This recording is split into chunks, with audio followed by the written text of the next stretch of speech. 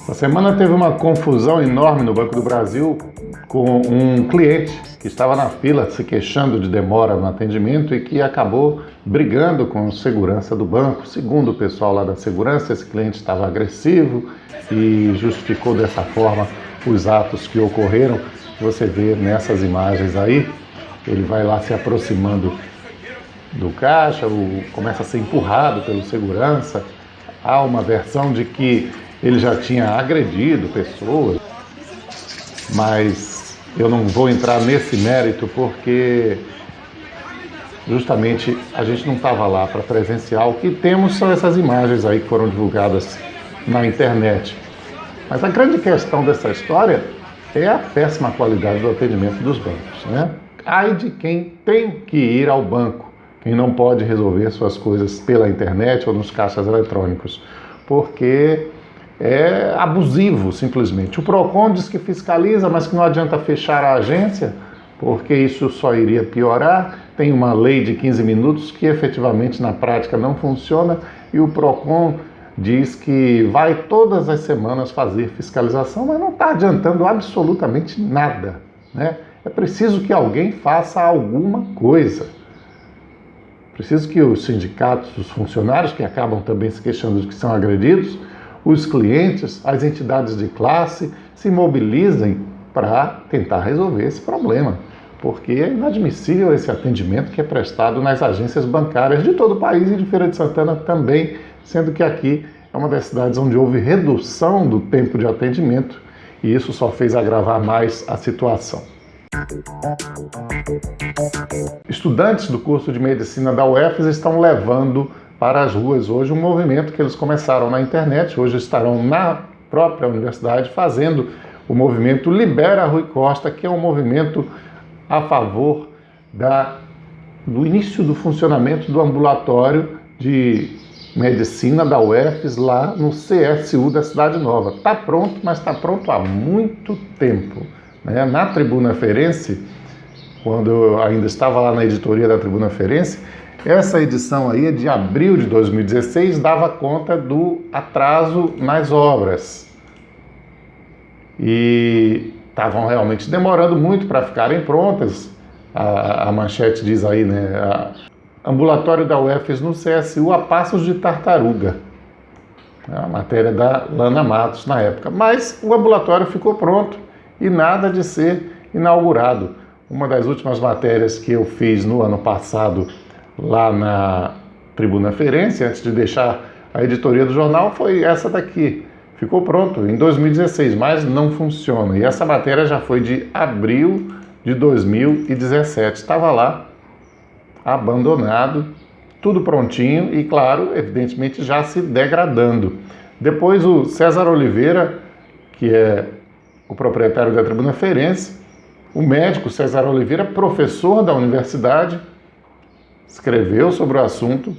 Hoje, com esse protesto, eles criaram a hashtag Libera Rui Costa, transferindo a responsabilidade para o Rui Costa, o governador do estado, que naturalmente vai dizer que a obrigação é da universidade, que vai dizer que teve as verbas reduzidas pelo estado. Mas é um enorme desperdício de recurso público essas coisas ficarem dessa maneira aí. A gente se pergunta, será que não inaugura, não vem verba, não resolve esse problema porque não vai ter um deputado comandando, indicando as pessoas que vão trabalhar lá, decidindo quem dirige, decidindo quem é que entra, quem é que sai? Porque se destina à aprendizagem dos alunos e, evidentemente, também a atendimento da população, ou seja, seria uma coisa a mais para dar uma melhoradinha na saúde pública. O Estado fez várias coisas, vários investimentos, UPA, Policlínica, emergência do Clériston Andrade, pode resolver esse impasse aí, fácil, basta querer. Houve um protesto em Feira de Santana por conta de um atropelamento ali na Avenida Presidente Dutra e Maria Quitéria. Um grupo de estudantes, está aqui no site do Acorda Cidade, fez um protesto porque a Rosângela Márcia Barbosa de Lima, de 44 anos, que estudava no CEP, foi atropelada e morta ali no cruzamento da Avenida Maria Quitéria com a Presidente Dutra.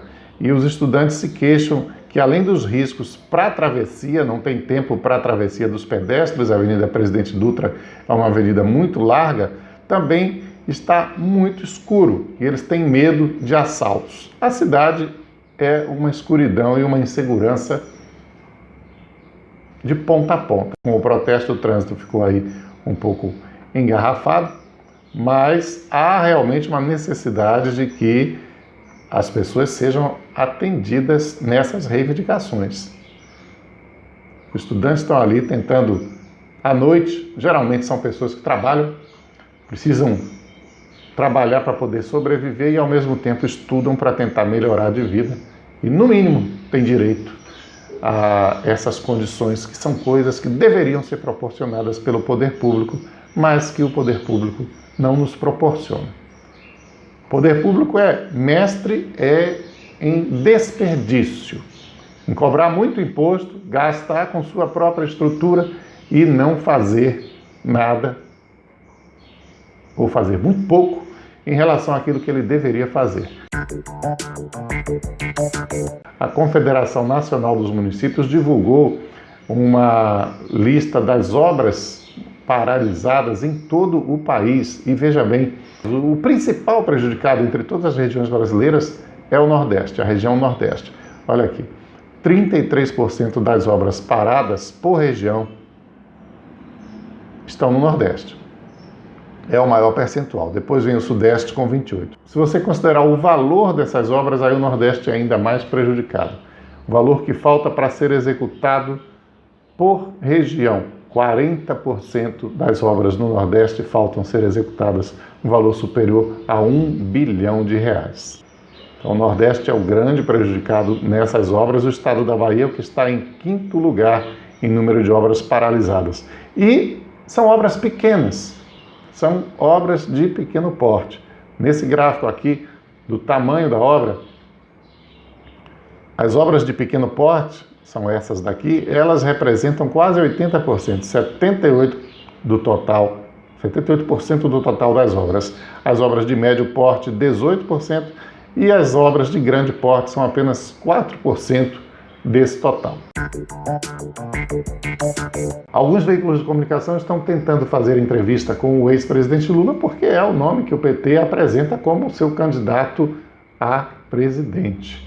Porém, saiu uma resposta da juíza que decide sobre a execução da pena do ex-presidente, diz que ele está inelegível e, por isso, foi negado o pedido de entrevista. Tem 2 problemas nessa decisão aí. Uma, que não cabe a ela decidir que ele está inelegível.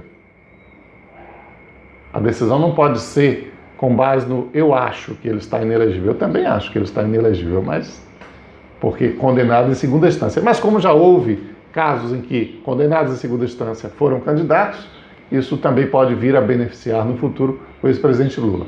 E a segunda questão é a questão da liberdade de expressão, da liberdade de imprensa, tanto do condenado que está preso, quanto do veículo de comunicação que quer fazer a entrevista. Por que Lula não pode dar entrevista se Marcinho VP, Abdelmassif, o médico acusado daqueles incontáveis estupros, Roger Abdelmassif, deu entrevista, Marcinho VP, traficante, deu entrevista, Suzane von Richthofen deu entrevista. Então, Cesare Battisti, a lista que a defesa de Lula está apresentando de pessoas que deram entrevistas, essas e outras que deram entrevistas estando presas. Portanto, não há como justificar que o ex-presidente não possa dar entrevistas. Enquanto isso, o Bolsonaro fala, né? Fala, mesmo que não seja por entrevistas, mas está solto, circulando por aí. E ontem deu mais uma das suas declarações que fazem os seus seguidores vibrar e assustam o restante da população. O presidenciável Jair Bolsonaro disse que os homicídios devem ser combatidos à bala e não dentro da lei. Veja você, ele estava em viagem a Marabá, no Pará, terra de muita pistolagem, e disse que os homicídios precisam ser combatidos com bala e não dentro da lei, diante do irmão do empresário Luciano Fernandes, que foi assassinado no mês de maio numa disputa por terras, que é a coisa mais comum de acontecer lá no Pará. Aí o Bolsonaro disse assim: vocês sabem a história do irmão dele, que eu conheci há pouco tempo no Rio de Janeiro. É um crime, ninguém duvida disso. Agora, esses marginais que cometeram esse crime não merecem lei, não. Merecem é bala, bradou. Mas será que o Bolsonaro acha que já é pouco o número de homicídios que ocorrem no Brasil? São 60 mil. Nós somos campeões mundiais, nós estamos muito próximos disso. Ele quer o quê? Que passe para 120 mil? Não estou criticando isso por uma questão de o que é justo ou o que não é justo. Estou criticando por uma questão de lógica. Não funciona esse sistema de vamos distribuir bala para todo mundo. Isso é o que está vigorando hoje no Brasil. Mesmo ele achando que está pouco, mas é o que está acontecendo no Brasil. É bala para tudo que é lado. E justamente porque a lei não funciona, porque a lei não é cumprida, é que a gente tem tantos homicídios e caminhando para mais. Inclusive, se vier a eleição do Bolsonaro, tudo indica que vai aumentar ainda mais o número de mortes no Brasil. Mas muita gente acha, não só o Bolsonaro, que isso é solução. Senão ele não estaria aí cotadíssimo para ser presidente, a meu ver, cada dia mais cotado. É Lula e PT ou Bolsonaro é o que está se desenhando aí para a eleição que acontece em outubro, já está ficando pertinho e o quadro não muda. Um abraço para você então e até segunda-feira.